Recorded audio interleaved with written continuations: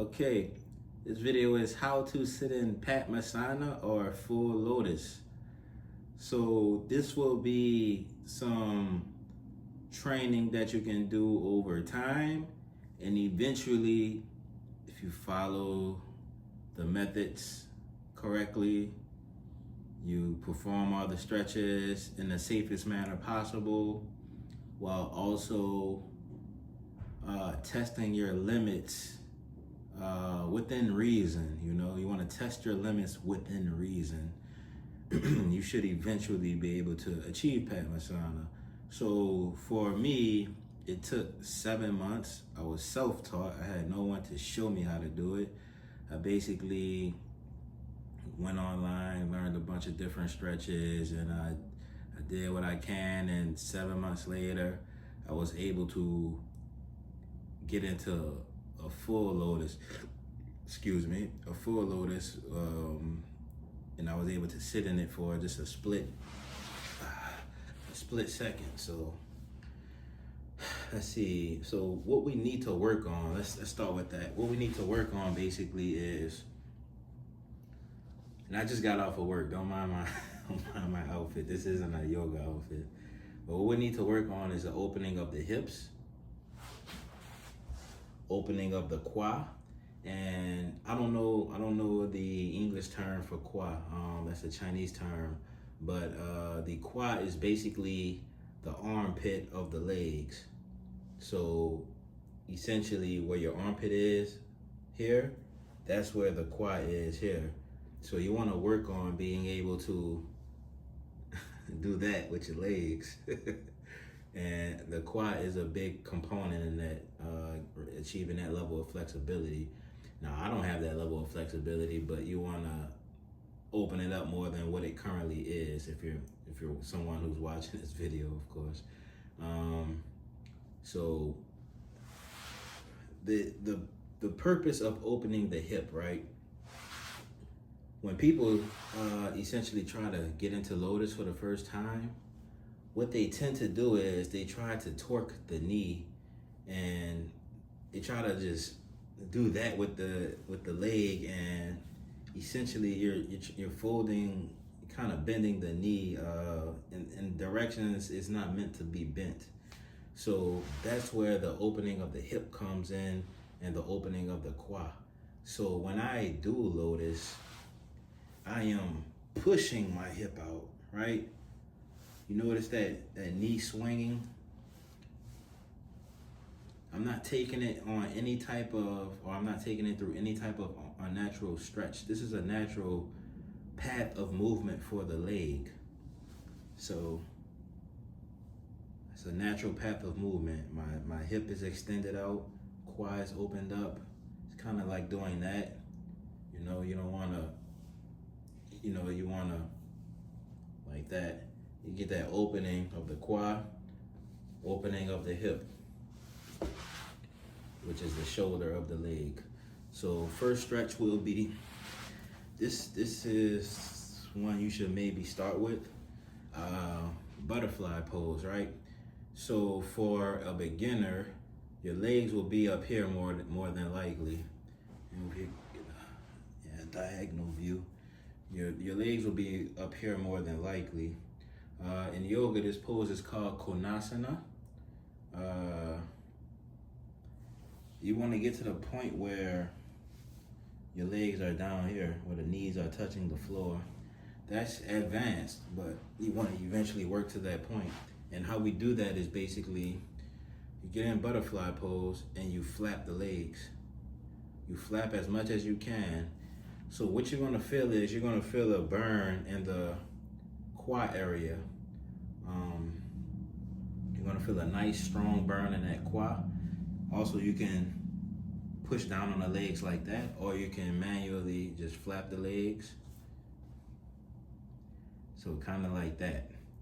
And then you want to get to a point where, so breathing into the abdomen, but you want to, through the whole process, but you want to get to a point where the body becomes very relaxed, and then you want to rest your hands on the legs and kind of just keep a constant pressure on them, pushing them down, right? So how long to hold it?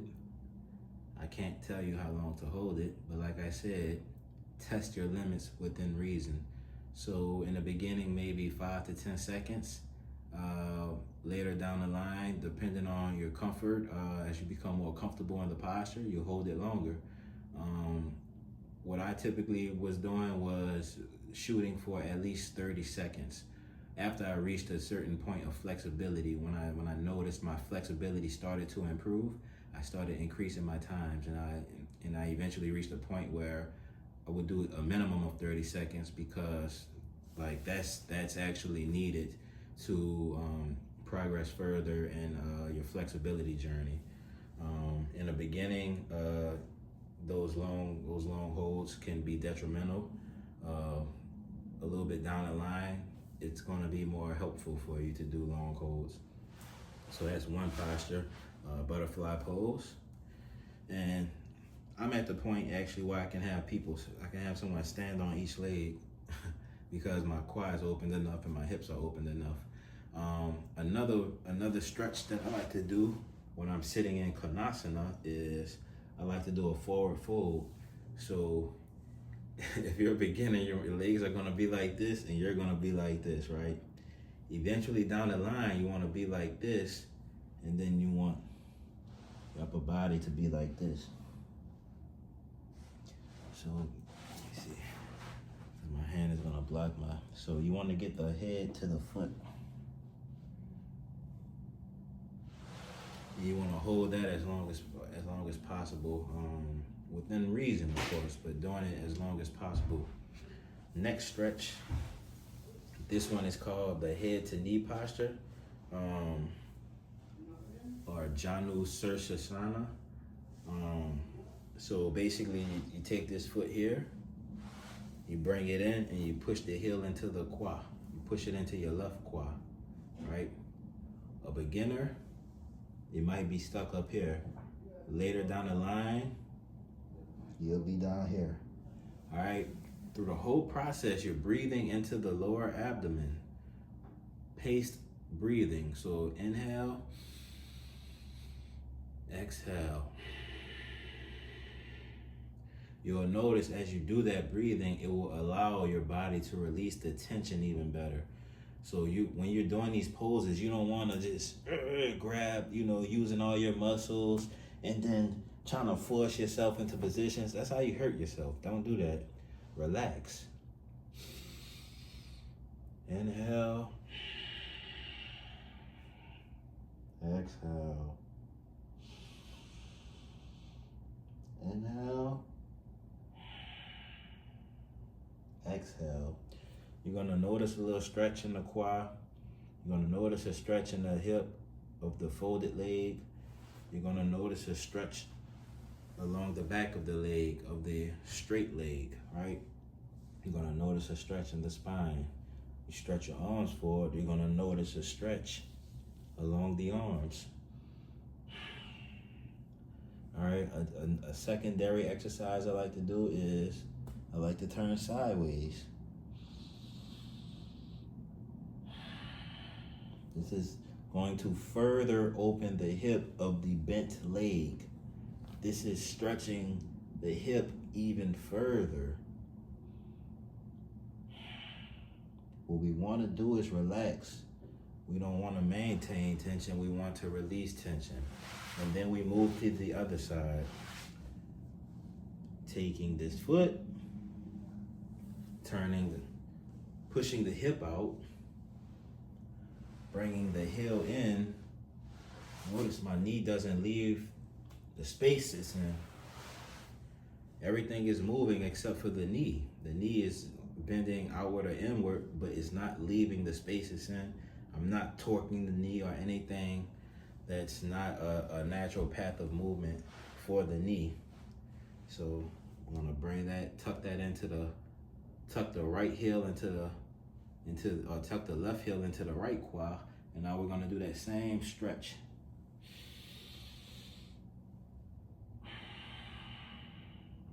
If you feel tension, inhale, exhale, release tension. Inhale, exhale. Now, a good test of progress is to count your breaths. So that's one method of counting the time. So instead of counting time or setting timers, I would test my progress by, say for instance, I would do maybe 3 breaths, right? And then I would set goals. Okay, now I'm going to do 5 breaths. You know, later down the line, I'll say, okay, now I'm going to do 10 breaths, right? So that's one way to test your progress without having to watch the clock, really. So inhale, exhale, and release that hip. Inhale, exhale, release the hip.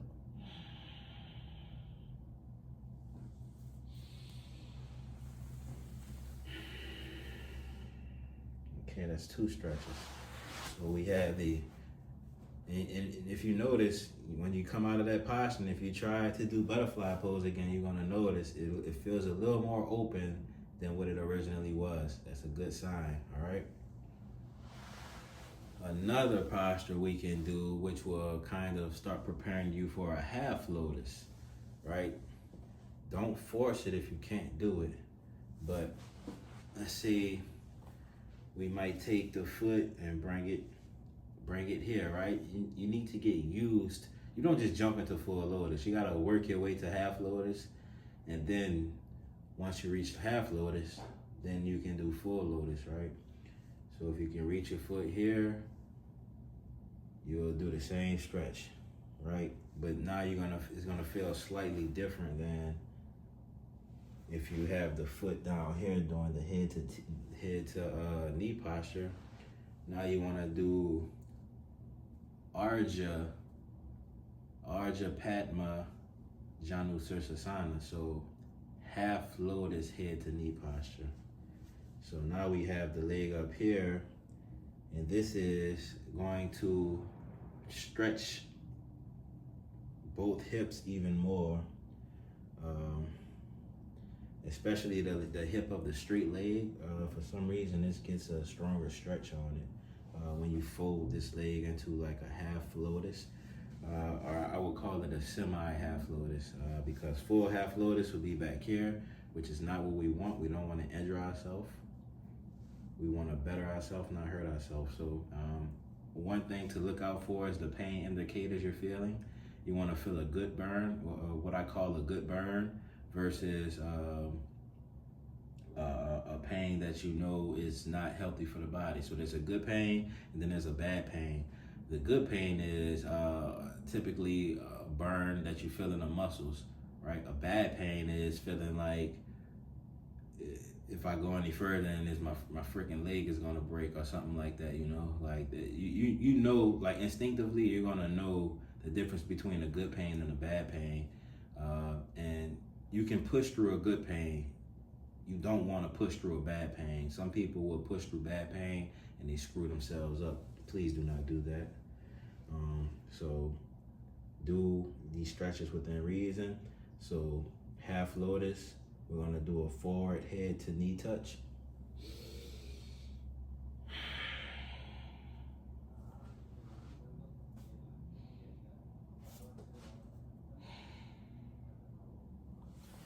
Inhale, exhale, inhale, exhale. We're gonna go to the next leg. All right. Stretching it within reason. We're gonna do another forward head to knee touch.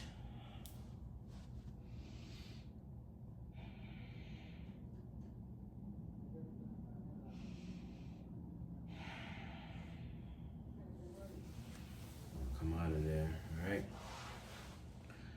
Now here's another stretch that you may not associate with being able to achieve full lotus with it, but it will help. It's gonna be a forward fold, so both legs straight. You can, it's based on your preference. I like to grab my toes, my big toe. I like to grab the big toe, or you can just grab the sides of the foot. If you grab the sides of the foot, it makes it easier to pull yourself down. Pulling on the big toes and pulling yourself down might take a little more effort to do so, but here we go. So this one is going to be harder than the single leg head to knee posture. This is a double leg head to knee. So we're going to inhale and we're going to pull ourselves down as much as possible. So inhale. Exhale, release your breath, release the tension, and every exhale, try to pull yourself even further down. So inhale, exhale, release the tension and pull yourself further down.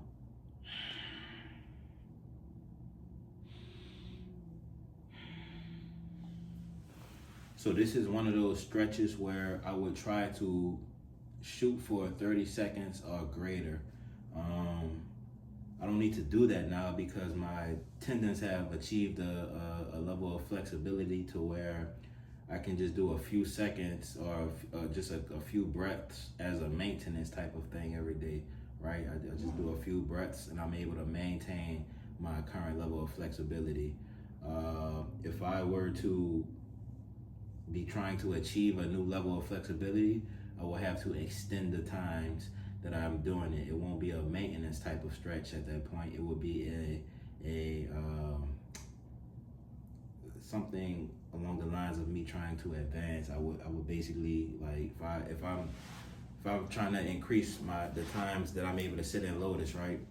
I would sit for a couple minutes just as a maintenance thing. But if I wanted to, say for instance, hey, I want to sit in a cave for 8 hours a day or something like that with the yogis, I would have to advance my current level of flexibility. So I would push myself even further every day so I can achieve that new stage of flexibility to be able to do that.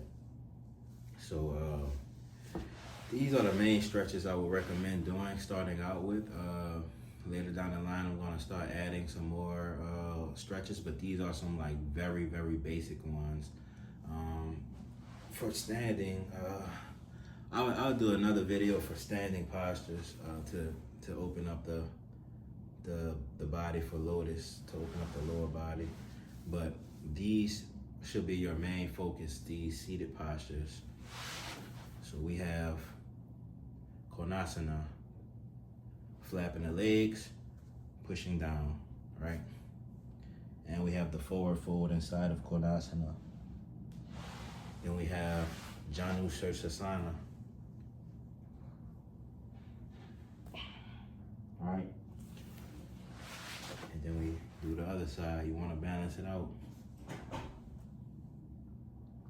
All right. And then we have Padmasana, forward fold.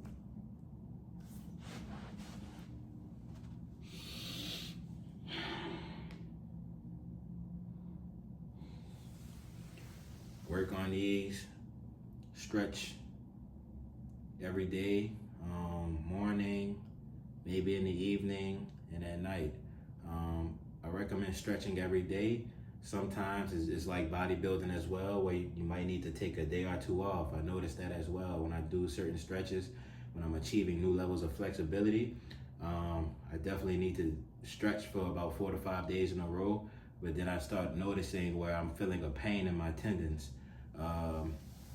Even though I don't feel a pain when I'm doing the stretches, it's a muscle recovery type of thing, right? You don't want to you don't want to overstrain your body. So you're straining the tendon system when you're doing these stretches.